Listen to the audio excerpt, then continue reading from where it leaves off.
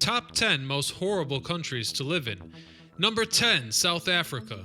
Quality of life in countries around the world can be measured by taking into account many different variables, which is exactly what the Misery Index, sometimes also described as the Poverty Index, does.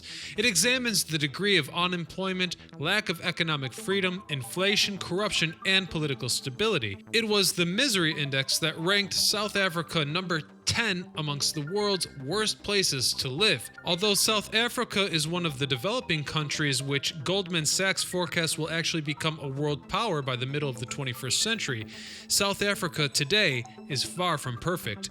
Things are so bad that the level of unemployment is no longer even being studied there, as it's completely out of control. About 25% of the population of this African country are unemployed, and the poor economic situation is conducive to a high crime rate, murders, and kidnappings. But on the flip side, I'm told they have beautiful beaches. Number 9, Serbia. Serbia is the only European country on our list, and it is not doing very well on the Misery Index. Like South Africa, this is widely due to unemployment.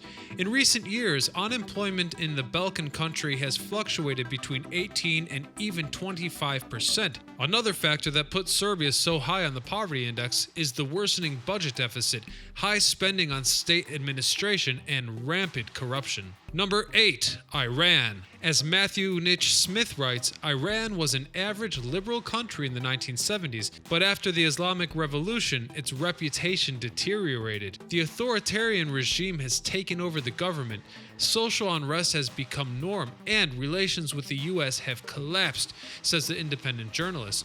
When Iran's nuclear program came to light in 2002, the West imposed sanctions, which aggravated the already poor economic situation. Inflation and unemployment rapidly followed. There are human rights violations in the country, and political struggles have thrown stability to the wind. Number 7, Venezuela. Venezuela finds itself at the top of the Misery Index, mainly due to rampant inflation. In 2014, oil prices dropped significantly, which in a fuel-based economy caused a great economic strain. At one point, inflation was so bad that an iPhone went for $50,000. Number 6, Syria. Unemployment in this Arab country reached 33% in 2014, and inflation was rising at an alarming rate. But it was not only the tragic economic conditions that forced hundreds of thousands of Syrians to leave their homes. It all began as peaceful anti-government protests, which by March of 2011 became a full-blown civil war that continues to this day. On the other hand, we have the government forces of the dictator Bashar al-Assad, who during his term in office carried out widespread torture of civilians. And on the other hand is the opposition. The conflict also involved ISIS militants, who are total strangers to the concept of human rights. It was during the civil war that chemical weapons were used against civilians, an act strictly prohibited by international law. Number 5, China. First off, let's acknowledge the fact that China is becoming a global economic power, and its strength is clearly evident in international relations around the world. But for the people of China, everyday life is not so roasty. Violations of human rights are commonplace, and religions such as Buddhism and Christianity are discriminated against. Very low labor costs means that people work excessive hours for very low rates. And to top it all off, there are extremely high levels of bureaucracy and environmental pollution. It should also be noted that the government is headed indivisibly by the Communist Party. Number 4, India. India leads the way in rankings when it comes to the worst country for foreigners. Despite good salaries and low living costs, high pollution, long hours, culture shock, a poor quality of life, fears for one's own safety, and a general low quality of life have all been listed as complaints by expats from many nations.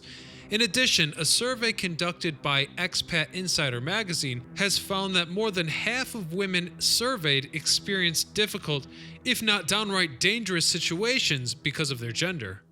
Number 3, Eritrea. Little is known about what is happening within the borders of this newly formed African state, often referred to as Africa's North Korea, but it often appears in horrible rankings and is frequently regarded as one of the least developed countries in terms of health standards, welfare, and access to education. According to the 24/7 Wall Street portal, adults have spent only an average of 4 years of their life on education. In December 2009, the UN Security Council imposed sanctions against Eritrea, accusing it of supporting rebel groups in Somalia and partisan groups that were linked to al-Qaeda. The government of this country has also pressured journalists or political activists by placing them in detention and subjecting them to torture. Young Eritreans also endure slave labor.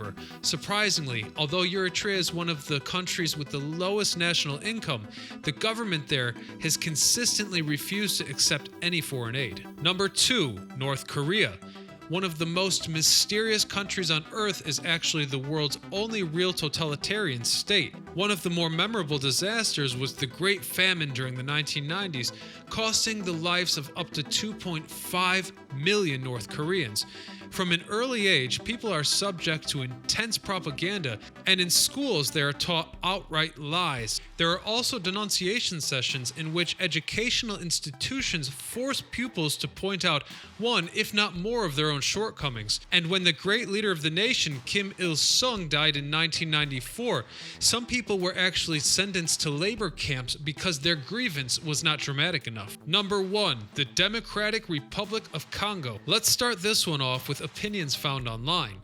There is no order, there is little revenue, and there is plenty of crime. The government is weak and powerless, and warlords are abundant. The Democratic Republic of Congo is a country with a tragic colonial history, followed by bloody civil war conflicts resulting in 1.7 million of the country's population becoming internally displaced persons. In 2011, Joseph Kabila became president, and the government was targeted for harassment by militia groups who unceremoniously attacked both civilians and politicians. The eastern region of the Democratic Republic of Congo has become the world capital of rape.